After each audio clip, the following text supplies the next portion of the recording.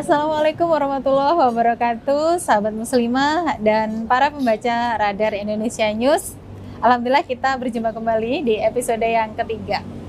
Kali ini kita akan membahas tentang mungkin satu hal yang paling banyak ditemui oleh seorang penulis. Ayo, siapa yang pernah berada pada fase buntu untuk menulis? Nah, saya akan berbagi tipsnya karena kita pasti juga pernah ya berada di fase itu. Sahabat muslimah, biasanya seseorang yang dia itu pernah menulis ya merasakan bahwa menulis itu candu gitu. Menulis itu bikin kita itu nagih. Setelah nulis satu kali atau sudah kita produksi satu tulisan, pasti kita ingin memproduksi tulisan yang kedua, ketiga gitu. Apalagi kalau tulisan kita itu sudah pernah sukses dimuat oleh sebuah media. Pasti kita pengen nulis. Dan kita pasti pengen berbagi inspirasi lagi dan lagi. Cobain deh kalau nggak percaya, nulis, kirim, dan pasti itu bikin candu. Kemudian yang kedua, sebenarnya yang bikin kita itu buntu menulis adalah diri kita sendiri ya. Jadi ketika diri kita memberikan excuse pada diri kita untuk tidak menulis, untuk berhenti menulis, pasti kita itu akan rasanya beku gitu pikiran kita, tangan kita juga kaku untuk mengetik. Pada akhirnya kita berhenti untuk menulis. Mengapa? Karena menulis sendiri bagi saya adalah mengaktifkan otak untuk berpikir. Jadi menulis sendiri itu adalah kehidupan bagi saya.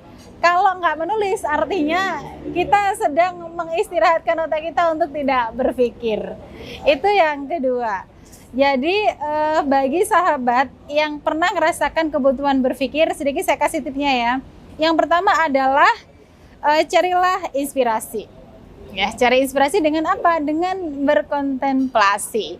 Jadi dari situ kontemplasi tidak harus ya kita berada di tempat yang sepi mungkin, di tempat menyendiri atau bahkan jauh dari keramaian. Bisa jadi justru inspirasi itu datang dari tempat yang mungkin ramai, mungkin banyak orang. Di situ kita akan melihat hal-hal baru sehingga memberikan inspirasi besar buat diri kita.